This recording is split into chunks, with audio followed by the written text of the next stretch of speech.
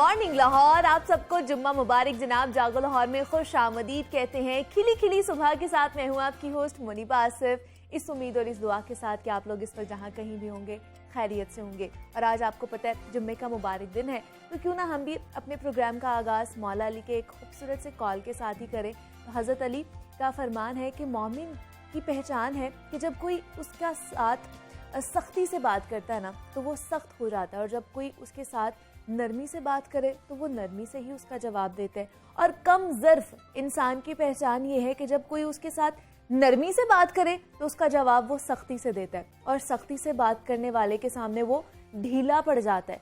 और मेरे ख्याल से हकीकत भी यही है कि हमारे आसपास आप लोगों ने भी कई ऐसे लोग देखे होंगे जो कमज़ोरों पर तो रोब खूब झाड़ लेते हैं, लेकिन जब कोई ताकतवर उनके सामने आता है ना तो वो लोग भीगी बिल्ली बन जाते हैं। और आप लोग या हम लोग भी अगर चाहते हैं कि मोमिन वाली सिफात में हम लोग आएँ, तो हम लोगों को कमज़ोरों के साथ सुलह रहमी और ताकतवर के साथ सामने डट जाने की आदत जो है ना वो अपनानी है, और मुकाबला करना है, डर के भीगी बिल्ली नहीं बन जाना, ताकि हम भी मोमिन वाली सिफात में शामिल हो सके। तो मेरे ख्याल से इसी पैगाम के साथ, खूबसूरत पैगाम के साथ हम आगे भी बढ़ते हैं और कुछ बात कर लेते हैं इंसानी रिश्तों और उनके हमारी ज़िंदगियों पर असरात के हवाले से। तो इंसानी बका के लिए ना निकाह और शादी का अमल इंतहाई ज़रूरी समझा जाता है, और शादी हमेशा खुशी और धूमधाम से ही की जाती है। तो हमारे यहाँ बच्चों की शादी करते वक्त ना माँ बाप की सबसे पहली ये ख्वाहिश होती है, अव्वलीन ख्वाहिश होती है कि बच्चों की शादियाँ ना ख़ानदान में ही की जाएं, आसपास पहले देख लिया जाए। और पाकिस्तान में ऐसे मुतअद्दिद ख़ानदान हैं जिनकी शादियाँ तो बड़ी खुशियों और चाव से होती हैं, लेकिन शादी के बाद वो बहुत सारे मुश्किलात का शिकार हो जाते हैं। कोई जेनेटिकली मसाइल का शिकार होता है, तो किसी की औलाद थैलेसीमिया और दीगर अमराज में मुब्तला हो जाती है। थैलेसीमिया खून की एक ऐसी मौरूसी बीमारी है जिसका ताल्लुक मुंतकिल होने वाली जीनियाती मवाद पर मुनहसिर होता है, और पाकिस्तान में हर साल थैलेसीमिया के 5000 नए मरीजों की तशखीस होती है। ये बहुत बड़ी तादाद है, और पाकिस्तान में तकरीबन 5 से 8% आबादी में थैलेसीमिया का जीन मौजूद है। और थैलेसीमिया के बढ़ते केसेस की रोकथाम के लिए शादी से पहले इस बीमारी का टेस्ट करवाना इंतहाई ज़रूरी समझा जाता है। और वज़ीर सेहत पंजाब डॉक्टर यास्मीन राशिद का कहना है कि उनकी गवर्नमेंट कोशिश कर रही है इस वक्त के इस हवाले से कानून साजी भी की जाए, और उम्मीद है कि ये कानून जल्द अज जल्द बन भी जाएगा। तो शादी से पहले थैलेसीमिया का टेस्ट कितना ज़रूरी है और क्यों ज़रूरी है, इस पर आज हम बात करेंगे। हमारे साथ जो गेस्ट मौजूद हैं, कर्नल रिटायर्ड इफ्तिखार हैदर नकवी साहब है। थैलेसीमिया के हवाले से काम करने वाले इदारे फातमिद फाउंडेशन से उनका ताल्लुक है। सर, मैं आपको खुश आमदीद कहती हूँ जागो लाहौर में। कैसे हैं आप? बहुत शुक्रिया जी। अस्सलाम वालेकुम। वालेकुम अस्सलाम। सर, जैसे वज़ीर सेहत पंजाब डॉक्टर यास्मीन राशिद ने भी कहा है कि अभी ये बिल लाने की ज़रूरत है और मंजूर भी करा लिया जाएगा कि थैलेसीमिया के जो पेशेंट्स हैं यहाँ पर शादी से पहले जितने भी कपल्स होंगे उनका थैलेसीमिया टेस्ट कराया जाए। इसके वजह से क्या कहेंगे, कितना अच्छा इकदाम है ये? बहुत शुक्रिया मुनीबा, ये एक बहुत अहम मौजू है। बहुत सारी मिथ्स हैं जो इस वक्त लोगों में है कि जी कज़न मैरिज क्यों ऐसे ही होता है, ऐसा कुछ नहीं। हाँ जी, एक्चुअल में, और कज़न मैरिज को डिस्करेज भी नहीं किया जाता। ठीक है।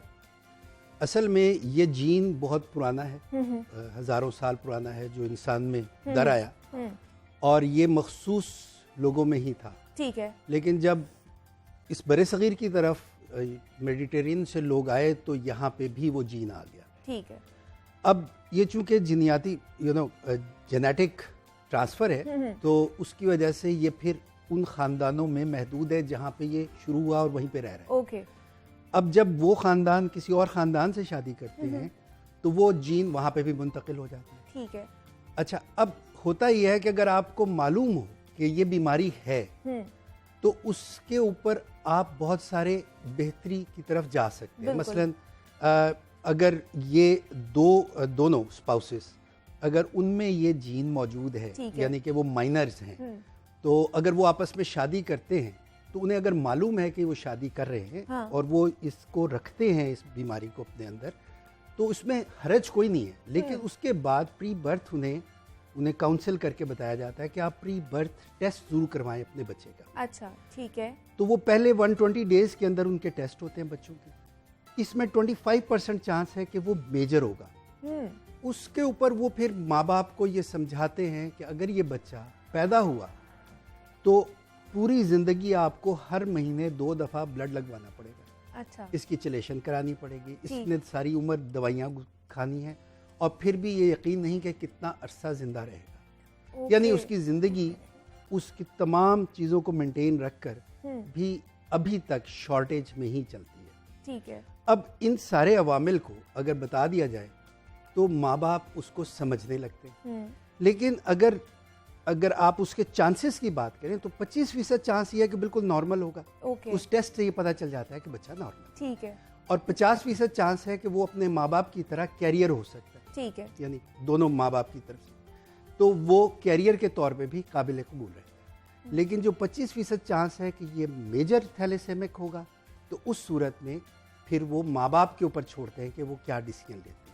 तो ये कानून उन चीज़ों को मुकम्मल करने के लिए, इन चीज़ों को एक लीगैलिटी या एक लीगल फॉर्म देने के लिए बहुत ज़रूरी था। अच्छा। आप देखिए सिंध के अंदर पहले से कानून मौजूद है, बलूचिस्तान में मौजूद है, इवन सेंटर में आपके पास मौजूद है, लेकिन पंजाब और KPK में अभी भी मौजूद नहीं। तो ये बहुत ज़रूरी है कि अब वक्त आ गया है कि हमें इस कानून के ऊपर चले जाना चाहिए। और हालांकि आप पंजाब में इस वक्त रिसर्च सेंटर और जितना काम डॉक्टर यास्मीन राशिद ने किया है या डॉक्टर हुसैन जाफरी वगैरह कर रहे हैं, ये बहुत बड़ा काम है और बड़े अरसे से हो रहा है। मेरे ख्याल में 94 से दे हैव स्टार्टेड इट, बहुत फॉर्मली इसके ऊपर काम किया। तो मुझे बताइए सर, पाकिस्तान में डेटा के मुताबिक कितनी तादाद है थैलेसेमिक बच्चों की या फिर लोगों की? जो बैनुल अक़वामी जरीदे हैं उसके अंदर तो 1 लाख से ज़्यादा की तादाद है जो मेजर थैलेसीमिया है। और जो हमारे पंजाब के सरकारी आदाद शुमार अब तक हैं वो अभी तक 60 से 70 हज़ार की बात कर रहे हैं, लेकिन इससे कहीं ज़्यादा तादाद है।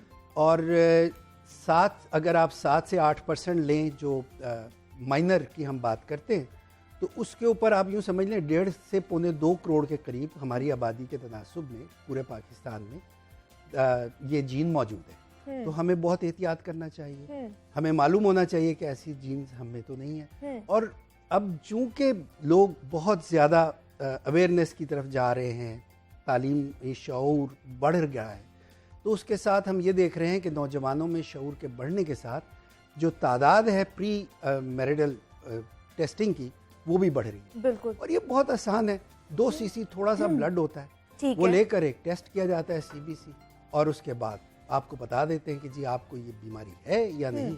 लेकिन ये उनके लिए ज्यादा अलार्मिंग है जिनकी ऑलरेडी फैमिली हिस्ट्री है। बिल्कुल ऐसा ही है।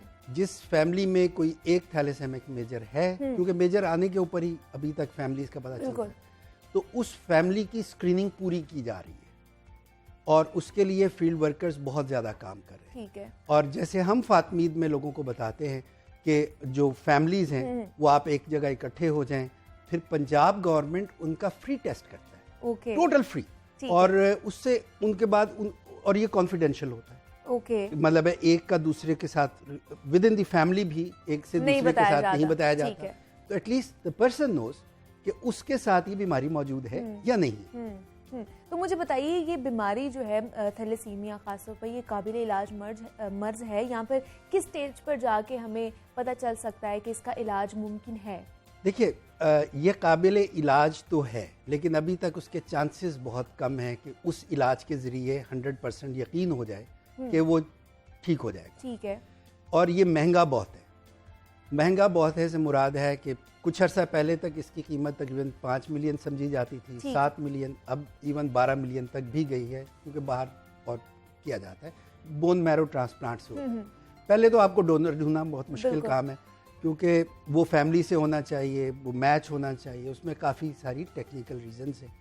और जब ये कर भी लें तो उसके बाद यकीन नहीं होता कि वो बचेगा कि नहीं बचेगा। लेकिन हमारे यहाँ पाकिस्तान में 90% जो बच्चे हैं वो ऐसी फैमिली से हैं जो इतना खर्चा अफोर्ड नहीं कर सकते, जिसकी वजह से मैनेज करना ज़्यादा आसान है बनिस्बत इसके कि उसको इलाज की तरफ ले जाए।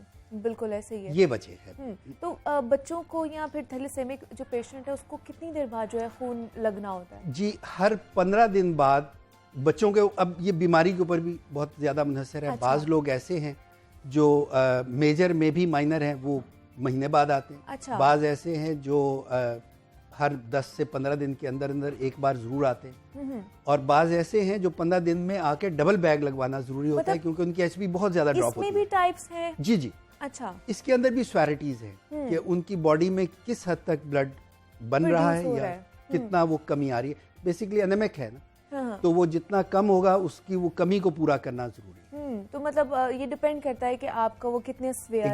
एग्जैक्टली। और फिर जब आप ब्लड लगवाते हैं तो उसके साथ आयरन भी ऐड होता है, तो फेरेटिन लेवल्स चेक होते हैं। जब वो आयरन को कम करने के लिए हम उसे चलेशन कहते हैं, जिसमें हम उसको दवाइयों के ज़रिए, इंजेक्शन के ज़रिए उसका आयरन को कम करते हैं। वो बहुत पेनफुल अमल है, और पूरा पूरा दिन बच्चे को बैठना पड़ता है या उसको पंप लगा के साथ पूरे साथ साथ दफ्तर में और स्कूल में जाना पड़ता है। वो खासा पेनफुल है। इट्स लाइक आप एक पूरी थेरेपी दे रहे होते हैं ताकि वो आयरन भी उसका कम। तो ये दोनों चीज़ें साथ साथ चलती हैं। तो मुझे सर आप बताइएगा, फातमिद फाउंडेशन जो है इस हवाले से काम कर रही है, तो इस फाउंडेशन को एक महीने में कितना खून दरकार होता है, या खून की बोतलें दरकार होती हैं? हमें रफली 700 से 800 बोतलें हर महीने चाहिए होती हैं। ठीक है। और उसमें हम रोज़ाना तकरीबन 40 से 50 अफराद को हम ट्रांसफ्यूज़ करते हैं। ओके। हर रोज़। ठीक है। और पूरा अमला हमारा सुबह से लेकर शाम तक इस काम में मसरूफ़ होता है, और हमारी टीमें, हमारी गाड़ियाँ पूरे लाहौर में और इवन लाहौर से बाहर जो करीबी शहर हैं, गांव हैं, मसाजिद में, मुख्तलिफ़ फंक्शंस में, मुख्तलिफ़ ओकेजन्स के ऊपर हम जाते हैं, और यूनिवर्सिटीज़, कॉलेजेस और इवन इंडस्ट्रीज़, हम दफ्तरों में लोगों के जाते हैं और ये खून इकट्ठा करते हैं। अल्हम्दुलिल्लाह मैं कहना चाहूँगा कि पाकिस्तान के लोग जो दे रहे हैं खून वो तो बहुत अच्छा कर रहे हैं, लेकिन जो नहीं दे रहे उन्हें समझना चाहिए कि ये तो कौमी फरीज़ा है, और दूसरा उनको अपना बहुत फ़ायदा है कि उन्हें ब्लड देना चाहिए। बिल्कुल ऐसे बहुत से लोग हिचकिचाते हैं खून देते हुए। एग्जैक्टली। और ये टोटल पूरा प्रोसीजर 10 से 15 मिनट का है, जिसमें आप ब्लड डोनेट कर सकते हैं, और उससे आपकी अपनी बॉडी के बहुत सारे मसाइल हल हो जाते हैं। बिल्कुल ऐसे ही है। आपके टॉक्सिक सेल्स जो हैं, आपकी जो बॉडी है वो रिलैक्स होना शुरू हो जाती है, न्यू ब्लड बहुत लाइट फील करते हैं। मैं हर 3 महीने बाद ब्लड देता हूँ, and I feel so relaxed, बहुत अच्छा महसूस करता हूँ।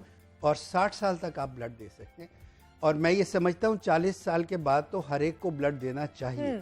उससे उसके जो ब्लड प्रेशर, हाई शुगर या इस तरह के जो मसाइल पैदा हो सकते हैं वो उससे बच जाए, और दिल की बीमारियों से बच जाता है, दिल के अचानक हार्ट फेलियर से बच जाता है, और इवन उसके जो कैंसर होने के चांसेस हैं वो बहुत कम हो जाते हैं। तो ये एक ऑर्गन रिवाइवल है उसके लिए। जब खून बनता है तो पूरी बॉडी के अंदर वो एक रिवाइव कर देता है। तो आप लोगों के पास जो डोनर्स हैं वो खुद से ही वॉलंटियरली ये काम करते हैं? जी, हमारे पास 3 किस्म के डोनर्स होते हैं। एक तो वो होते हैं कि जिस तरह हम दफ्तरों में गए तो वो अपने दफ्तरों के एक ऑर्गेनाइजेशनल स्टेज के ऊपर वो हमें ब्लड देते हैं। कुछ हैं जो हमारे पास जैसे फातमीद ब्लड डोनेशन सोसाइटी के लिए रजिस्टर्ड हैं पक्के, वो हम जब चाहे उन्हें बुला लेते हैं, उन्हें हम वॉलंटियर डोनर्स कहते हैं। और तीसरा जो आखिरी है वो पेशेंट के अपने डोनर्स होते हैं, अपनी फैमिली में अपने दोस्त अहबाब जो उनकी तरफ से आते हैं और उनके नाम रजिस्टर करके वो अपना ब्लड डोनेट करते हैं। तो तीनों किस्म के हमारे साथ। लेकिन सर बहुत से लोग जो है ना इस वजह से भी हिचकिचाते हैं खून देते हुए कि जब हम खून देने जाते हैं जो टूल्स यूज होते हैं वो साफ सुथरे नहीं होते हैं, जिसकी वजह से काफ़ी बीमारियां जो है वो जन्म ले सकती हैं। तो आप लोग इस चीज़ का ख्याल रखते हैं? जी, हमारे टूल्स, एक तो बात यह है कि कोई टूल दोबारा इस्तेमाल हो नहीं सकता। एग्जैक्टली। वो जो ब्लड के बैग खुलता है उसके साथ ही सुई होती है, और वो सुई हर दफ़ा कट जाती है, तो दोबारा इस्तेमाल रहने के काबिल ही नहीं रहती, क्योंकि उस ब्लड के बैग में भी जगह नहीं होती कि हम वो दोबारा लगा सकें।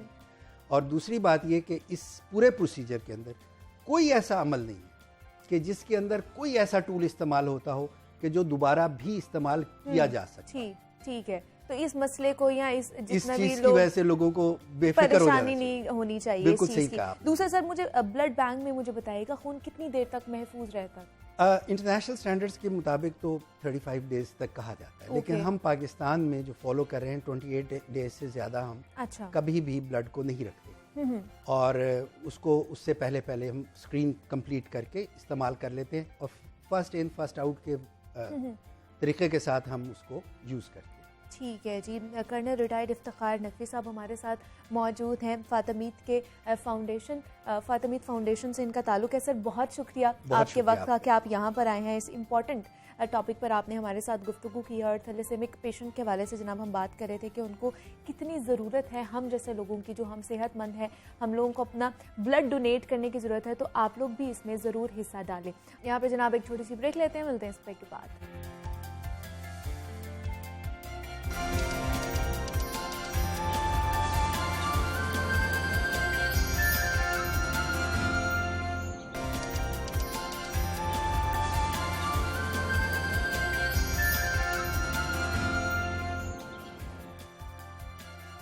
वेलकम बैक टू जागो लाहौर। जनाब अब कुछ जिक्र हो जाए सोने शहर लाहौर का, तो लाहौर एक तारीखी और सकाफती शहर है जो दुनिया भर में सयाहों के लिए एक खास कशिश रखता है अपने अंदर। और इंतजामिया की जानिब से लाहौर में सैर व सयाहत का फ़रोग के लिए भी इकदाम उठाए जाते हैं। और इस हवाले से लाहौर में डबल डेकर बस की सर्विसेज इंतहाई कामयाबी के साथ इस वक्त जारी है। लाहौर एक मल्टी एथनिक और मल्टी कल्चरल शहर भी है और इस शहर की हमेशा से कोशिश रही है कि जनाब ये अपने तमाम वासियों को किसी फ़र्क के बगैर न तफरीही और सियाहती मौक़े फराहम करता ही रहता है। और महकमा सियाहत ने एक और अहसन इकदाम उठाते हुए ज़हनी माजूर अफराद को भी सैर व तफरीह की मुफ्त सहूलियात देने का फैसला किया है। वज़ीर आला पंजाब की खसूसी हिदायत पर ज़हनी माजूर अफराद के लिए सयाहती बस के फ्री टूर का एहतमाम किया जा रहा है। और इस हवाले से महकमा सयाहत और Punjab institute of mental health के माबैन जो है MOU भी साइन हो चुका है, जिसकी रूह से Punjab institute of mental health के मकीनों को महीने में 2 मरतबा खसूसी तौर पर डबल डेकर बस के जरिए तारीखी मकामात की मुफ्त सैर करवाई जाएगी। तो ये मंसूबा कब से शुरू किया जा रहा है, इसके मकासद क्या हैं और शहरियों को सैर व सयाहत के मजीद मौके मुहैया करने के लिए क्या क्या इकदाम किए जा रहे हैं, इस पर आज हम बात करेंगे। हमारे साथ इस वक्त मौजूद हैं अशफाक अहमद डोगर साहब, हैं प्रोजेक्ट हेड हैं डबल डेकर बस मंसूबे के, और नुमाइंदा लाहौर न्यूज़ जुनैरा इलियास ने भी हमें ज्वाइन किया है। सर मैं आपको भी खुश आमदीद कहती हूँ जागो लाहौर में, और जुनैरा आपको भी खुश आमदीद कहती हूँ जागो लाहौर में। सर आप इसे स्टार्ट करेंगे, बताइए गए जो नया मंसूबा आप लोग स्टार्ट करने जा रहे हैं, मतलब आप लोगों के दरमियान और मेंटल हेल्थ जो है हॉस्पिटल, उनके दरमियान MOU साइन हुआ है। इस मंसूबे के हवाले से हमारे नाजरीन को मजीद बता दें कब से ये शुरू होने वाला है। देखिए ये बड़ी खुशाइद बात है कि पंजाब टूरिज़म ने मेंटल हॉस्पिटल की इंतज़ामिया के साथ मिलके ये एक MOU साइन हम कर चुके हैं। ठीक है। हम ऑलरेडी इसकी 2 राइट्स हम उनके जो पेशेंट्स उनको दे चुके हैं। और इसका मैं बिल्कुल क्रेडिट हम देंगे वज़ीर आला पंजाब जनाब सरदार उस्मान बुज़दार साहब को और हसन खावर साहब को। जी हसन खावर साहब कल भी हमने सेकंड राइट इस पे दी है। इतनी खुशी वो जो पेशेंट्स वो महसूस कर रहे थे कि जब वो बाहर खुली फ़ज़ा में आए, डबल डेकर के अपर डेक पे जब वो बैठे हैं, जिस तरह वो क्लैप्स कर रहे थे, जितनी उनके चेहरों पे जो खुशी थी, तो वो यकीनी तौर पे अंदरूनी तौर पे हमें भी बहुत ज़्यादा हुआ। आल्दो के ये एक गवर्नमेंट ऑफिसर एक ड्यूटी भी थी, लेकिन इनर सेटिस्फेक्शन बहुत फील हो रहा था कि ये हमारे हाथों से हसन खावर साहब के थ्रू ये एक TDCP ने बहुत अच्छा इकदाम किया है। जी बिल्कुल ऐसे ही है, मतलब ऑलरेडी जो लोग थे वो तो उससे तफरीह के मौके से सहूलियात मुहैया कर ही रहे थे, सहूलत ले ही रहे थे, लेकिन अब ये लोग भी जो है इससे मुस्तफीद हो रहे हैं। जी बिल्कुल जी। कल वाला जो हमारा ट्रिप था ये था it was specially for females. Okay. और इस पे कोई 30 के करीब पेशेंट ये थी, खवातीन थी जो उनकी मेंटल हॉस्पिटल की पेशेंट्स थी। फिर उनके साथ उनके होते हैं जी गार्ड्स होते हैं, अटेंडेंट्स होते हैं, कोई इस तरह से कोई इशू ना हो जाए। तो ये हमारी 2 राइड्स आई हैं और दोनों पे हसन खावर साहब बजाते खुद आए हैं। लंच हम उनको सर्व करते हैं, गाइडेड टूर होता है।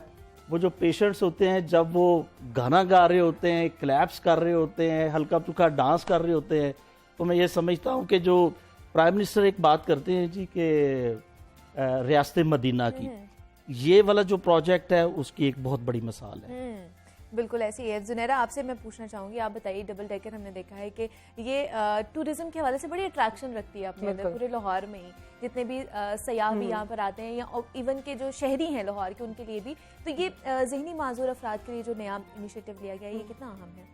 मेरा ख्याल है कि इस तरह के मज़ीद भी जो स्टेप्स हैं वो लेने चाहिए। स्पेशल जो बच्चे हैं, पहले हम लोगों ने देखा कि इन्होंने उनके साथ MOU साइन किया और वहाँ पर जो है जो डिसेबल चाइल्ड हैं उनके लिए स्पेशल राइट्स करवाई जाती थी, और अब ये पहली दफ़ा हुआ है कि इस तरह जो मेंटल हॉस्पिटल के साथ भी MOU साइन हुआ है। और मेरा ख्याल है कि हम लोगों से ज़्यादा इन लोगों को इस चीज़ की ज़रूरत है, क्योंकि जितना हम इन्हें एक्सपोजर देंगे, जितना हम इनको कॉन्फिडेंट करेंगे कि ये लोग बिल्कुल ठीक हैं, और इनकी रिकवरी प्रोसेस जो है वो भी बहुत अच्छा हो जाता है। क्योंकि मेरा इससे पहले भी काम रहा है इस तरह के डिपार्टमेंट्स के साथ, तो मैंने देखा है कि जब आप फाउंटेन हाउस में ईद कंडक्ट कराते हैं तो उनकी जो खुशी होती है, इसी तरह से जब मैंने डबल डेकर बस का ये इवेंट कवर किया तो बड़ा अच्छा सा फील हो रहा था। वो लोग तैयार होकर आए हुए थे और एक दूसरे को दिखा रहे थे कि मैं तुमसे ज़्यादा अच्छी लग रही हूँ। तो लाइक ये वाला जो कॉन्फिडेंस है ना, ये हमें उन्हें देना ज़रूरी है, क्योंकि वो भी उतना ही पार्ट है सोसाइटी का जितना कि हम हैं। क्योंकि एक आम शहरी, हम लोग सिर्फ एक थोड़े से पैसेज के लिए जब हम जाते हैं तो पिक्चर्स ले ली, और उसके बाद जब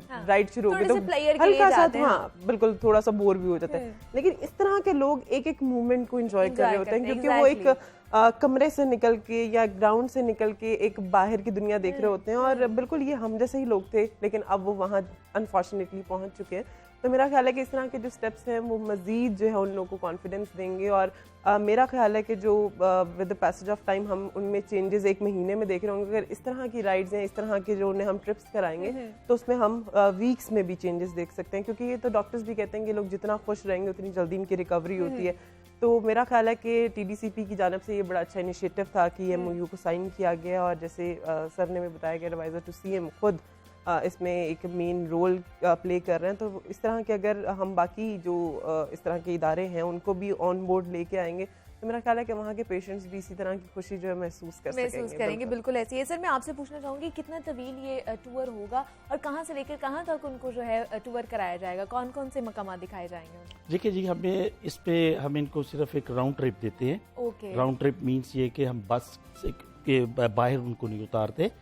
हम अपने जो टर्मिनल है जो कि कज़ाफी स्टेडियम है वहाँ से हम इसको शुरू करते हैं। ये पूरा फिर गुलबर्ग मेन बुलेवार्ड जाते हैं जी, पूरी राइड, फिर उसके बाद जे रोड, फिर कैनाल रोड से माल रोड, आज़ादी फ्लाईओवर, फिर वहाँ से हम इसी रास्ते से फिर उनको वापस लेके आते हैं। ये रफली इट टेक्स अराउंड 2 आवर्स जी। ठीक है, तो ये कितना मतलब महीने में कितने दिन होगा या हफ्ते में कितने डेज होगा? ये जो हमने इनके साथ जो MOU साइन किया है, हम तो चाह रहे थे कि हम इनको वीकली टूर दें, लेकिन उन्होंने कहा जी कि हमें 1 महीने में अगर आप 2 टूर्स देते हैं इनिशियली तो ये हमारे लिए काफ़ी हैं। तो हम ये फोर्टनाइटली हमारा ये प्लान है, और हम थर्सडे को किया करते हैं जी। हर थर्सडे को जो है इनका टूर हुआ करेगा जी। तो उसमें क्या अलग अलग से लेके आया करेंगे कि फीमेल्स को अलग और मेल्स को अलग लेकर आया करेंगे, इस तरह का कोई प्लान किया गया? ये है जी, उनका ये लोग देखते भी ये है। अच्छा। जो एडमिनिस्ट्रेशन है मेंटल हॉस्पिटल की, इन लोगों को भेजना है, किस एज ग्रुप को भेजना है और किस तरह वो ग्रुपिंग वो खुद कर रहे होते हैं, और हम उनको सारी लॉजिस्टिक सपोर्ट दे रहे हैं। उनको जब हम बताते, बस कल का मैं आप एक बताता हूँ जी कि कल एक खातून वो जो पेशेंट्स थी उनके भी, उसने कहा जी कि मैं अब जो आई हूँ आप स्ट्रेस से बाहर जब आते हो, आपकी अंदर की जो बात होती है फिर आप वो कन्वे भी करना चाह रहे हो। तो उन्होंने हसान साहब को रोक के ड्यूरिंग राइड उन्होंने कहा कि सर मैं एक आपको मेरे पास मैं शायरी मैं करती थी, मुझे कुछ चीजें रिकॉल हो रही हैं, तो मैं आपको कुछ शेर सुनाना चाह रही हूँ जी। अच्छा। तो बड़े इनामाक से एडवाइजर साहब ने उसको सुना और बड़ा अप्रिशिएट किया। तो इंशाल्लाह ताला ये इस तरह हम इसको कंटिन्यू रखेंगे। मतलब हम लोग जब बाहर जाते हैं तो हम लोग कितना खुश होते हैं, कोई चीज़ हमारी मनपसंद होती है, तो इसका मतलब कि वो लोग भी अपनी खुशी का इजहार कर सकते हैं और इस तरह के मौके होने भी चाहिए, बिल्कुल बहुत होने चाहिए और इनिशिएटिव लेना चाहिए। मेरे ख्याल से बड़ा अच्छा इनिशिएटिव सर आपने लिया है। दूसरा जो डेकर बस है, डबल डेकर बस की और भी शहरों में आप लोग इनिशिएटिव लेने जा रहे हैं कि फैलाई जाएगी, वो किन किन शहरों में होगी? देखिए जी, ये वाला जो प्रोजेक्ट है इनिशियली ये स्टार्ट हुआ था 2015 में, ठीक है, with the fleet of 2 buses. फिर इस पे एडिशन आ गया जी 2017 में जी। और ये जो मौजूदा गवर्नमेंट है इनका हमें जो डायरेक्शंस होती हैं जी, एक स्लोगन है कि टूरिज्म फॉर ऑल, कि जो सहूलियात बड़े शहरों में टूरिस्ट को मिल रही होती हैं ये रिमोट एरियाज में भी लोगों को मिलनी चाहिए। बिल्कुल। सो इस चीज़ को मद्देनजर रखते हुए चीफ मिनिस्टर पंजाब उन्होंने डिसीजन लिया। हम पहले गए पिंडी इस्लामाबाद, वहाँ पे ये प्रोजेक्ट हमने शुरू किया। फिर उसके फौरन बाद हम चले गए जी बहावलपुर। ठीक है। सो इस वक्त ये 3 शहरों में चल रहा है ये हमारा project, Lahore, Pindi Islamabad and Bahawalpur.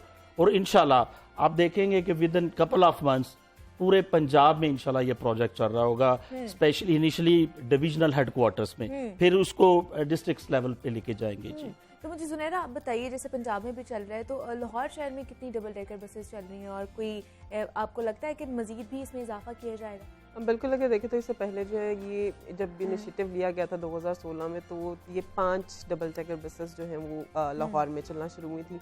लेकिन with the passage of time ये सोचा गया कि क्यों इसको एक्सटेंड करके देखा जाए कि लोगों का क्या रुझान है और वहाँ के लोग, क्योंकि लाहौरी तो हमेशा से तफरीह के शौकीन रहे हैं, तो यहाँ तो वो बिल्कुल अच्छी तरह से यूज़ भी हो रही थी। लेकिन उसके बाद जो है ये इनिशिएटिव लिया गया कि रावलपिंडी में भी एक बस भेजी जाए और भावलपुर में भी।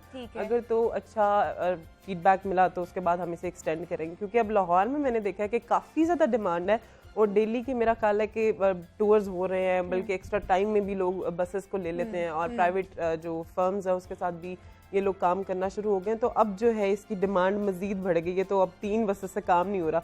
तो मैंने सुना बिल्कुल ऐसा ही है कि 9 नई बसेस लेके आ रहे हैं लोग एक्सक्लूसिवली। अब ये देखेंगे कि लाहौर में कितनी रहेंगी और बाहर कितनी जाएंगी, और 4 इसके अलावा भी बसेस लेके आ रहे हैं जो कि सिर्फ साउदर्न पंजाब में जाने वाली है। तो मेरा ख्याल है कि TDCP का काम और कोई दिखे ना दिखे, लेकिन डबल डेकर जब चल रही होती है तो जरूर दिख रहा होता है कि भाई अभी भी टूरिज्म जिंदा है। बिल्कुल ऐसे मैं इस पे एक ऐड करना चाहूँगा कि जिस तरह जुनैरा बता रही थी कि जी 4 बसेस और 9 बसेस, 4 बसेस का हमने एडवर्टीजमेंट दे दिया हुआ है, वो टेंडर प्रोसेस में है। एंड होपफुली कि ये हमारा जो प्रोसेस है at the end of this month ये हमारा मुकम्मल हो जाएगा, फिर हम उसको परचेज करेंगे। ये 4 बसेस ये साउदर्न पंजाब में है जहाँ पे टूरिस्ट के लिए फैसिलिटीज नहीं है। फिर जो बाकी हम जा रहे हैं जी, जो 9 बसेस होंगी वो सारे आपके डिविजनल हेडक्वार्टर्स पे होंगे जी, और उस पे ये हम कर रहे हैं with the help of World Bank ji. ये वर्ल्ड बैंक का प्रोजेक्ट होगा जी, और इंशाल्लाह ताला आपके पंजाब के जितने बड़े शहर है वहाँ पे डबल डेकर बसेस यहाँ पे हमें नजर आएंगी चलती हुई। दूसरा सर मुझे बताइएगा, डबल डेकर के हवाले से कोरोना SOPs का ख्याल रखा जाता है वहाँ पे जब लोग आते हैं, उनको चेकिंग वगैरह की जाती है? 110% जी। ये हमने एक SOPs डिवाइस किए हुए हैं और उस पे हमारा स्टाफ, हमारे सिक्योरिटी के लोग और हमारा बाकी जितना क्रू है वो इसको बड़ा स्ट्रिक्टली ऑब्जर्व कर रहा होता है जी। मास्क होते हैं, पहले जब एंटर होते हैं लोग तो हम अपना उनसे जो टेम्परेचर मशीन होती है उसके उनका टेम्परेचर चेक किया जाता है जी। फिर उसके बाद उनके जो हाथ है सैनिटाइज किए जाते हैं, और सिर्फ वही बस पे बैठ सकेगा जिसने मास्क पहना होगा। अदरवाइज हमने एक्स्ट्रा रखे होते हैं, फिर हम लोगों को दे रहे होते हैं, ऑफर कर रहे होते हैं जी इसके बगैर। ठीक है जी। अशफाक अहमद डोगर साहब हमारे साथ मौजूद है, प्रोजेक्ट हेड हैं डबल डेकर बस मंसूबे के। सर बहुत शुक्रिया आपके वक्त का। जुनैरा इलियास नुमाइंदा लाहौर न्यूज़ ने भी हमें ज्वाइन किया था। जुनैरा आपका भी बेहद शुक्रिया। और जनाब डबल डेकर बस के हवाले से हम बात कर रहे थे कि मनसूबा जो है हम सब के लिए बहुत ही कारआमद था, और अब इसमें एक और नया मोड़ आ चुका है कि जो ज़हनी माजूर अफराद के लिए भी इस टूर बस को जो है ना वो इनिशिएटिव लिया गया है कि उनको भी टूर कराया जाएगा पूरे लाहौर का। तो इस हवाले से हमने बात, यहाँ पर एक छोटी सी ब्रेक लेनी है हमें, मिलते हैं इस ब्रेक के बाद।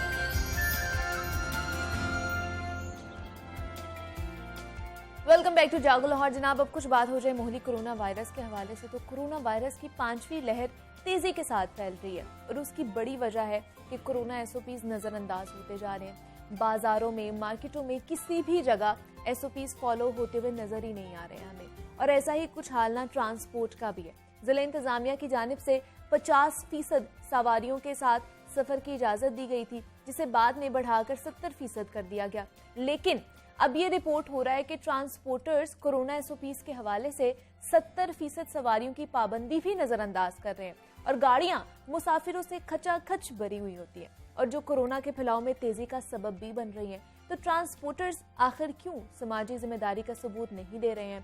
फील्ड में जिले इंतजामिया और रीजनल ट्रांसपोर्ट अथॉरिटी की टीम्स इस हवाले से क्या किरदार अपना निभा रही हैं, इस पर आज हम बात करेंगे। हमारे साथ इस वक्त मौजूद हैं सदर Pakistan public transport association Asfatullah Niazi साहब हैं और शबीर हैदर जफर नुमाइंदा लाहौर न्यूज़ ने भी हमें ज्वाइन किया है। सर, आपको भी मैं खुश आमदीद कहती हूँ जागो लाहौर में, शबीर आपको भी खुश आमदीद कहती हूँ। सर, आप इसे स्टार्ट कर लेते हैं।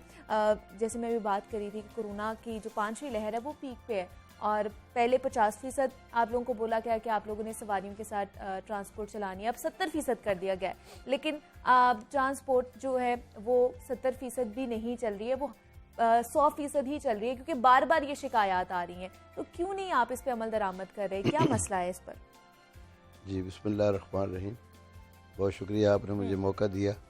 देखिए, अगर कोई लाहौर में इस वक्त अमल दरामद हो रहा है किसी जगह पे SOPs का, तो सिर्फ वाहिद ट्रांसपोर्ट है।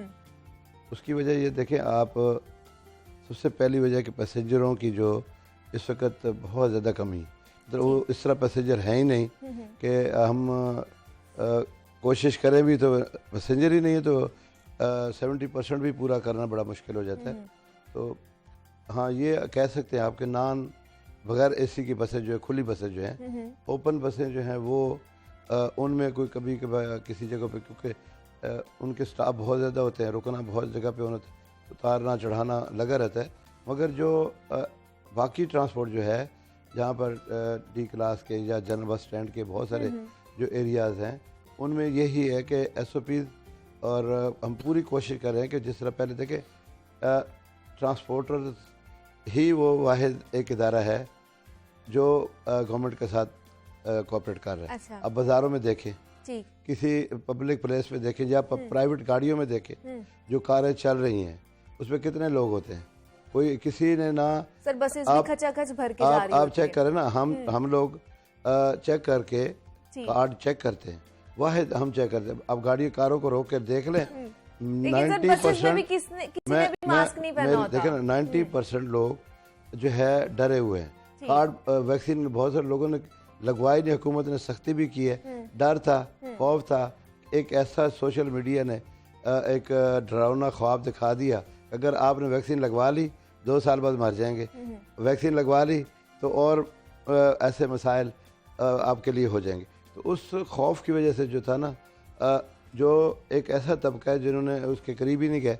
हमारे यहाँ पर ये है कि हमने सैनिटाइज़र का भी, ख़ास तौर पे मास्क भी, अब देखें गाड़ी में बैठ गए लोग, ठीक है, वो मास्क हमने चढ़ा के बिठा दिया, थोड़ा सा आगे गई गाड़ी तो उन्होंने मास्क को उतार के जेबों में डाल लिए।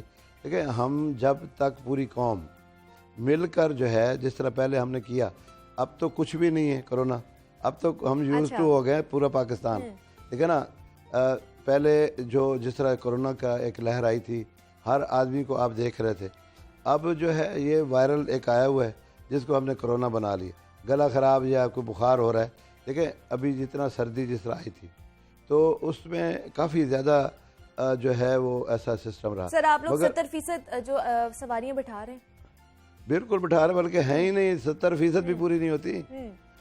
बाकी देखें, रेलवे में बिल्कुल कोई SOPs नहीं है, एयरलाइन में कोई SOPs नहीं है। आज आके सिर्फ जो सबसे मजलूम जो लोग हैं हम लोग, उन पे ही आके के सबसे, जी हाँ। मुझे शबीर आप बताइए, क्या ग्राउंड रियलिटी क्या है? वो तो कह रहे हैं हम SOPs का ख्याल रख रहे हैं, 70% सवारियां बिठा रहे हैं, लेकिन हमें तो नहीं लग रहा, हमें तो लग रहा है 100% और खचाखच भरी जा रही है मुसाफिर बसें। मुनीबा, बात यह है कि जब कोई बंदा काम कर रहा होता है तो वो तो नहीं कभी कहेगा कि मैं कर रहा हूँ। पहला नंबर, नियाजी साहब कह रहे हैं कि जी पब्लिक ट्रांसपोर्टर जो हैं बहुत सपोर्ट कर रहे हैं बकिया अदारों की या बकिया का जितने भी कारोबारी अफराद उनकी निस्बत। मगर बात इस बात की नहीं है कि ये सपोर्ट कर रहे हैं, एक बंदा सपोर्ट कर रहा है, 2 कर रहे हैं। जो पूरा आप देखेंगे ना कि लाहौर के अंदर कितने बस अड्डे हैं, इसमें कैटेगरीज हैं D क्लास और C क्लास। C क्लास में वो अड्डे हैं जिसमें जो आते हैं गवर्नमेंट के अंडर, ठीक है, उसमें जो बैठे होते हैं, एडमिनिस्ट्रेटर बैठा होता है, उसमें लारी अड्डा है, सिटी बस टर्मिनल सिकंदरिया कॉलोनी है, जिना टर्मिनल ठोकर न्याज बेग है, और रायवेंड बस टर्मिनल है। अब बात यह है कि वहाँ पे भी चेकिंग आप देखें तो 0 है। अच्छा, कहीं पे भी अमल दरामद नहीं होता दिखाई देता। और उसके बाद गवर्नमेंट के जो अपने भी अंडर आते हैं उधर भी नहीं उन पे नहीं हो रहा, किसी पे भी नहीं हो रहा। मैं कहता हूँ कि मैंने जो ऑब्जर्व किया है क्योंकि हुकूमत की जानब से कहा गया था खाली 70% बसें नहीं हैं, 70% मुसाफरों का नहीं है, उसमें यह है कि टिकट देते वक्त आपने मास्क को लाजमी करार देना है, बिल्कुल। ठीक है, जिसके पास मास्क नहीं है, जिसके पास वैक्सीनेशन कार्ड नहीं है, सर्टिफिकेट नहीं है, और उसके साथ समाजी फासला, हैंड सैनिटाइज़र, टेम्परेचर चेक करना, उसके बाद गाड़ियों में मुसाफरों को बैठाना और हर आने वाली गाड़ी को पहले जो है जरासीम पर स्प्रे करवाना और सारी चीज़ें ये वो हैं जो SOP के शामिल हैं। बिल्कुल। और मैं बड़े वसूख से के साथ कह सकता हूँ कि लाहौर के किसी भी बस अड्डे पे इन SOP पर अमल दरामद नहीं हो रहा। अच्छा। उसकी सबसे बड़ी वजह यह है कि कहें ना कि 70% मुसाफिर नहीं है। ठीक है। मैं अभी जाता हूँ, अभी कैमरा हम 12 बजे के लिए लाइव भी करेंगे, और आप लारी अड्डे में चले जाएँ, सिटी बस टर्मिनल चले जाएँ, दूसरे D क्लास बस स्टैंड है वहाँ पर चले जाएँ, तो वहाँ पे टिकट हो जहाँ पे काउंटर है ना, तो वहाँ पे ऐसे लोग जुर्मट बना के खड़े होते हैं, एक नहीं कतार की शक्ल में भी नहीं होते, जुर्मट में होते हैं। हाँ जी गाड़ी हमने जल्दी जाना, आज वीकेंड है फॉर एग्जाम्पल, कल जुम्मा बुध आज हफ्ता है, कल हफ्ते वाले दिन आप देखिएगा कि क्या मंजर होते हैं लाहौर से बाहर जाने वालों के, और उसके बाद वापस आए। ये चीज़ें वो हैं बेसिक हैं जो हुकूमत की जानिब से SOP दिए गए थे। अब इसमें महकमा ट्रांसपोर्ट का किरदार जो है, उन्होंने जो टीमें बनाई वो भी कहीं दिखाई नहीं देती हैं, और टीमें क्या, उनके पास स्टाफ नहीं है। उन्होंने देखा, उन्होंने कहा कि पंजाब ट्रांसपोर्ट कंपनी से हम लेंगे स्टाफ, क्योंकि उनके पास इन्फोर्समेंट विंग है, उसमें उनके इन्फोर्समेंट ऑफिसर जो हैं तकरीबन 200 के करीब स्ट्रेंथ है। उनका पहले यह फैसला किया गया कि उनसे वो स्टाफ लेंगे और वो यहाँ पे SOP पर अमल दरामद को यकीनी बनाएगा, और वो भी कहीं नज़र नहीं आता। किसी भी बस अड्डे पे आप चले जाएं, कहीं पर गवर्नमेंट एहलकार मौजूद नहीं होगा जो इन चीज़ों को देख रहा हो कि SOPs, मतलब कोई चेक एंड बैलेंस का कोई हिसाब नहीं है यहाँ। 70% सवारियों का इशू नहीं है। ये कह रहे हैं कि 70% सवारी नहीं है, तो क्या जब इनकी गाड़ी फुल होगी तो इन्होंने गाड़ी अड्डे से निकालनी है, या इनका जो टाइम मुकर्रर है उस टाइम के अंदर अगर 45 सीटर गाड़ी है तो उसी में इन्होंने 45 मुसाफिर बैठाने हैं। बिल्कुल बिल्कुल ठीक है, अगर मुसाफिर पूरे हो गए। अब बात इस अमर की है कि अगर ये काम कर रहे हैं, बेसिक जो है कि टिकट देते वक्त मास्क को नहीं देखा जा रहा, और उसके बाद नॉन वैक्सीनेशन सर्टिफिकेट को देखा जा रहा है, और उसके साथ साथ हैंड सैनिटाइज नहीं करवाए जा रहे। हैंड सैनिटाइजर आप दिखाएं, मैं कहता हूँ किसी अड्डे पे हैंड सैनिटाइजर नहीं है।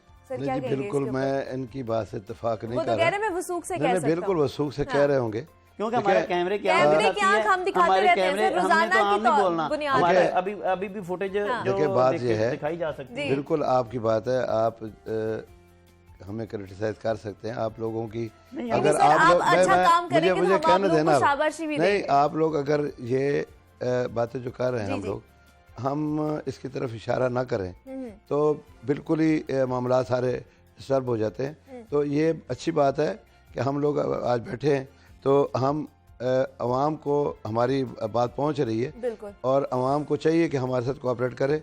और मैं बिल्कुल एक बात से शबीर की जो है एग्री ये करता हूँ कि जो गवर्नमेंट जिनको चला रही है, जिन टर्मिनल्स को गवर्नमेंट चला रही है, वहाँ पे आप ना तो सफाई है वहाँ पे, ना वहाँ कोई सिस्टम है, ना कोई चीज़ है।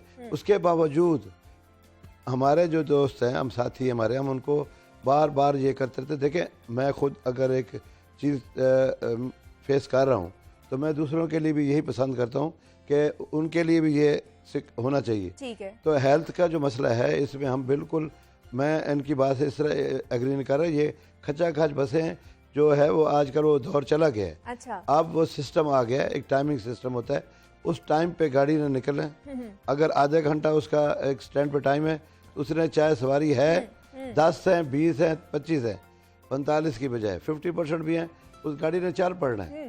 खासतौर पे ये जो शबीर भाई, मैं आपकी नहीं, मैं एग्री नहीं करता। देखिए, हमने NCOC साहब ने हमें जब हुक्म दिया, आज की बात नहीं है, जब ये 70% 50% की बात हुई, तो बल्कि उनके साथ मेरा लिजॉन था, हमने गाड़ियां मंगवा कर अपने टर्मिनलों पे खड़ी करवाई बहुत दफ़ा, एक दफ़ा नहीं बहुत दफ़ा आई, कभी किसी टर्मिनल पे, कभी किसी टर्मिनल पे। और वहाँ पे जब हम लोगों को वैक्सीनेशन करवा रहे हैं तो अपने स्टाफ को नहीं करवाई होगी, कराई होगी, लेकिन सर उनकी बात ये है कि दूसरी डोजेस नहीं, डोजेस दोनों लगी हैं। ये अब देखे ना, ये ऑन रिकॉर्ड है, ये ऑन रिकॉर्ड है। मैं शबीर, आपने ना बताना है इनको जब हमारा ये खत्म हो जाएगा। बहुत कम रेयर केसेस हो सकते हैं। ठीक है। हम लोग अपने बिल्कुल, मैंने खुद, मेरे अपनी पूरी फैमिली, पहले मैंने अपने आप को किया, फिर मैंने अपने स्टाफ को भी किया। देखिए, हमारा स्टाफ जो है कहने का हमारी फैमिली है। एक बंदा हमारी फैमिली है, अपनी फैमिली को हमने सिक्योर करना है। हाँ जी। और अगर हम अपनी फैमिली को सिक्योर नहीं करेंगे तो आप देखें ना, आप ये चेक करा लें, बेशक शबीर बैठे, जितने हमारे टर्मिनल हैं, अगर कोरोना की लहर आई है, अगर वैक्सीन के बाद भी उनको कोरोना हुआ है, उसके बावजूद डेथ केसेस कोई ऐसा हमारे पूरे, मैं कह सकता हूँ कि जो ख़ास तौर पे जो प्राइवेट टर्मिनल हमारे हैं, डी क्लास जिनको हम कहते हैं, वहाँ पर तमाम सहूलियात हम खुद मुहैया कर रहे हैं, उसमें हुकूमत का कोई रोल नहीं है। आप कंपेयर करें जनरल बस स्टैंड को, जहाँ से जो है रेवेन्यू इकट्ठा हो रहा है, वहाँ पे 1 रुपया खर्च नहीं हो रहा, जहाँ हम रेवेन्यू भी दे रहे हैं और साथ अपनी बेहतरी के लिए। देखिए, मैं अगर मेरा टर्मिनल बेहतर नहीं होगा, मेरी गाड़ी सही नहीं होगी, मैं खुद पैसेंजर अगर हूँ, तो मैं क्या सोचूंगा कि मैं ये सोचूंगा कि मुझे जहाँ बेहतर सहूलियात हो, बेहतर मेरे लिए एक चीज़ ऑप्शन हो, मेरी फैमिली जा रही है, तो हम लोग आपस में हम लोग कोशिश यही कर रहे हैं।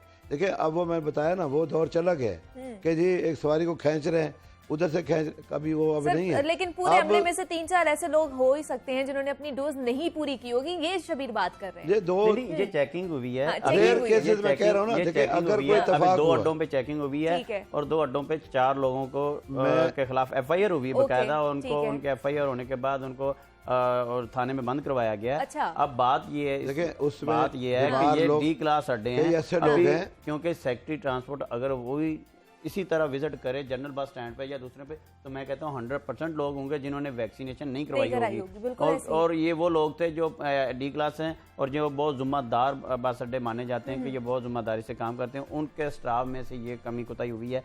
और अब बात ये इसी की है कि अगर इनकी अपनी नहीं लगी हुई, वैक्सीनेशन नहीं हुई स्टाफ की, वो कैसे दूसरों को चेक करेगा। और पहला नंबर, दूसरा ये है कि मैंने ये कहते हैं कि जी हम मास्क को लाजमी करार दे रहे हैं और मुसाफिर पहले इतने कम आते हैं। जो बेसिक चीज़ है, आपने हैंड सैनिटाइज करवाना, समाजी फासला रखना, ये किसी बस अड्डे पे नज़र नहीं आता। और वैक्सीनेशन सर्टिफिकेट तो सवाल नहीं पैदा होता कि किसी से कोई चेक करके अंदर बैठा रहा हो, किसी मुसाफिर को गाड़ी में नहीं बैठाया जाता। आप जनरल बस स्टैंड की बात कर रहे हैं ना, लारी अड्डा बस है, लारी अड्डा पे तो बिल्कुल ही किसी तरह का बैलेंस नहीं है। अगर डी क्लास में अगर कुछ है, कोई 20% या 25, आप 30 कह सकते हैं, मगर जो जनरल बस स्टैंड है जिसमें लारी अड्डा बस बदामी बाग है या सिटी बस टर्मिनल है, सिटी बस टर्मिनल में भी इन ये जो डी क्लास बस स्टैंड के लोग हैं, जितने ट्रांसपोर्टर, उनकी गाड़ियां आके लग रही हैं, ठीक है, मगर उधर बैठा क्या एडमिनिस्ट्रेटर बैठा गवर्नमेंट का आदमी, मगर वहाँ पे भी SOP फॉलो नहीं होते। ऐसा नहीं है सर, हम यही चाहेंगे कि सर आप लोग अपने अमले की भी चेकिंग करें, मतलब उनके ऊपर भी चेक एंड बैलेंस रखा जाए और लोगों की जानों के साथ जो है ना, मैं इससे बड़ा स्ट्रिक्ट हूँ। मैं खुद अपने तौर पर जो जिम्मेदारी मेरी है अपनी बरादरी के लिए, मैं उनके पास जाता हूँ, चेक करता हूँ, सारे दोस्तों को मोटिवेशन दे रहा हूँ। हमने मूवीज बनाई हैं, चेक की हैं, मैं बता रहा हूँ ना, जब गाड़ी हमारे टर्मिनल पे आएगी, ठीक है, तो वहाँ आप क्या समझते हैं, वैक्सीनेशन नहीं होगी। हम पैसेंजरों को मोटिवेशन करा रहे हैं। हाँ, ये हो सकता है कि अगर मेडिकली कोई बीमार है, डॉक्टर ने उसको कहा कि अभी आप इसको ना करें, वैक्सीन ना लगवाएं, या कोई ऐसी प्रॉब्लम उसको है कि कोई हार्ट पेशेंट है, वो हो सकता है। मगर जो प्राइवेट है, लेकिन सर फिर भी हम ये कहेंगे कि जितने भी SOPs है ना, उनका ख्याल रखा जाए, वो चाहे शहरी हो, उनकी जानों के साथ भी नहीं खिलवाड़ करना चाहिए, जितने भी लोग हैं उनकी जानों के साथ नहीं खिलवाड़ करना चाहिए। सदर Pakistan public transport association Asmatullah Niazi साहब हमारे साथ मौजूद है। सर, आपका बेहद शुक्रिया कि आप यहाँ पर आए हैं, और शबीर हैदर जफर, नुमाइंदा लाहौर न्यूज़ ने भी हमें ज्वाइन किया था। शबीर, आपका भी बेहद शुक्रिया। जनाब, ये तो हमने बात कर ली ट्रांसपोर्ट के मसले के हवाले से। जनाब, यहाँ पे एक छोटी सी ब्रेक लेते हैं, मिलते हैं इस ब्रेक के बाद।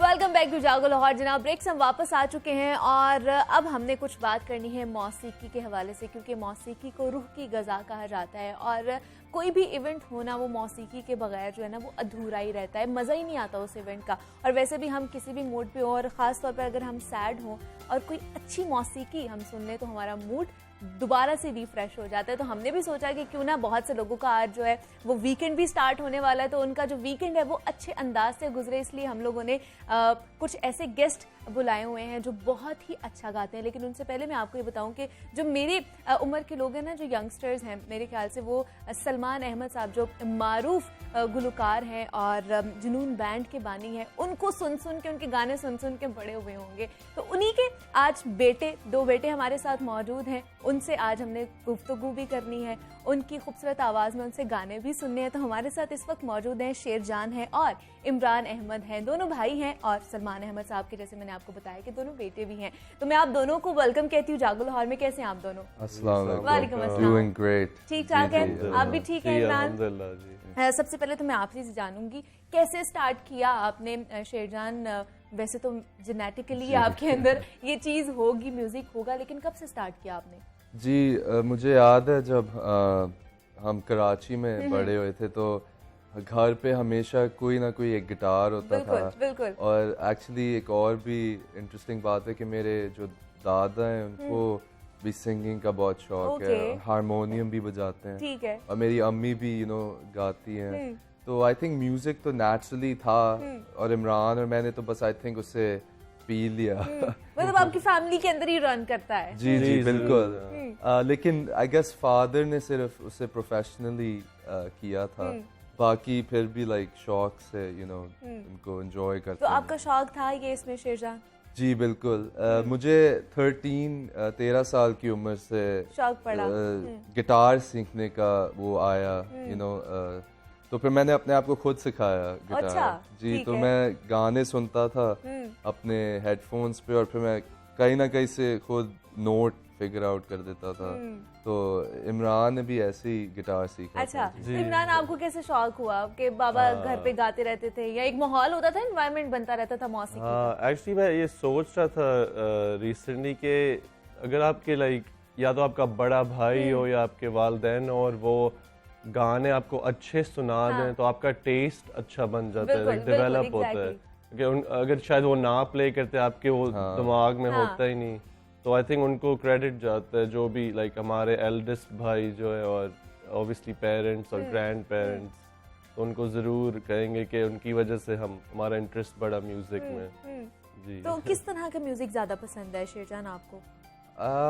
अब तो सब कुछ ही सुन लेते हैं। अच्छा। जैसे पाकिस्तानी म्यूजिक सुनते हैं, rock music, pop music, rap, hip hop, सब कुछ। मतलब जो मैं आई थिंक कैटेगराइज नहीं करता म्यूजिक। अच्छा।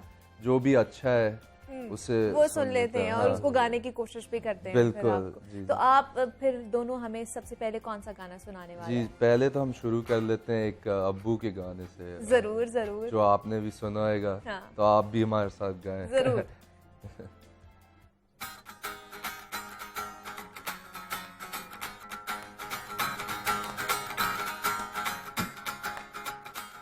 है जज्बा जुनून तो हिम्मत नहा, जुस्तजू जो करे वो छुए आसमान। मेहनत अपनी होगी पहचान, कभी ना भूलो सबकी नजरों में पाकिस्तान। कभी ना भूलो पाकिस्तान है तुम्हारा, पाकिस्तान है हमारा।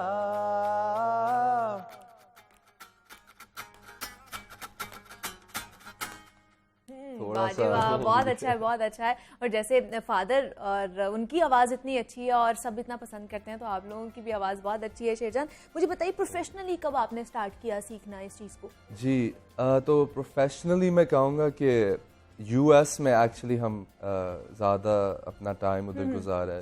20 साल अमेरिका में ही रहे हैं और उधर एजुकेशन भी की हमने, यूनिवर्सिटी में पढ़े। तो मुझे याद है जो उनका हाई स्कूल होता है, जो आई थिंक 8 से 12 ग्रेड तक उनका जो स्कूल होता है, तो उनमें टैलेंट शोज होते थे। तो मैं और इमरान और हमारे 2 दोस्त हम खुद अपना एक बैंड लेके आते थे और लोगों के सामने परफॉर्म करते थे। शायद हम 15 साल के थे या कुछ, लेकिन उस यंग एज पे आपको जो वो एक्सपीरियंस मिलता है, मैं कहता हूँ उससे आप ग्रो करते हैं। बिल्कुल। क्योंकि क्राउड के सामने परफॉर्म करना बहुत मुश्किल काम है। एग्जैक्टली, वो भी लाइव परफॉर्म करना बहुत मुश्किल होता है। हाँ। और आई एम श्योर आपके लिए भी जब आप होस्ट कर रही हो। बिल्कुल ऐसे ही है, सब अपनी अपनी फील्ड में ना कोई चीज नई करने की कोशिश कर रहे होते हैं, या हर कोई चीज टफ होती है जिसको वो कोप अप कर रहे होते हैं उससे सिचुएशन से। जी, तो उधर से आई गेस शुरू हुई थी जर्नी परफॉर्मेंस की। अच्छा। और फिर हम आहिस्ता आहिस्ता से अपनी एक्सपीरियंस गेन कर रहे थे। इमरान ने फिल्म स्टडीज भी की, तो इमरान ने एक्चुअली काफ़ी डॉक्यूमेंट्रीज भी बनाई हुई हैं। अच्छा, बिल्कुल ऐसी है। तो आप फिर कितनी देर रोजाना इसकी प्रैक्टिस करते हो, करते भी कि नहीं करते? करते हैं। नहीं मैं तो एक्चुअली जब गिटार शुरू किया था तो मैं 10 घंटे के लिए बैठ सकता था और बजा रहा होता था। तो वो तो, और आई थिंक वर्क नहीं फील होता था, काम जैसे नहीं कर रहा, बस इंजॉय कर रहा हूँ। और आई थिंक उस तरह ही होना चाहिए, जो भी आप कर रहे हैं उसे आप इंजॉय कर रहे हैं। बिल्कुल ऐसे ही है। तो अगला कौन सा गाना सुना रहे हैं आप दोनों? तो मैंने इस साल एक्चुअली एक एल्बम अपनी निकाली थी। ठीक है। तो उसमें मैंने अपनी ओरिजिनल गाने रिलीज किए। तो मैं आपको उसमें से एक सुना देता हूँ। जरूर जरूर।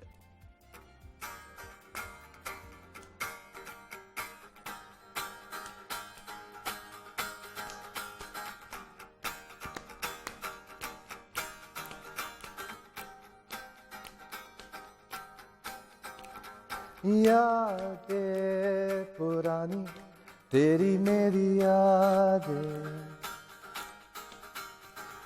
बातें हमारी तेरी मेरी बातें,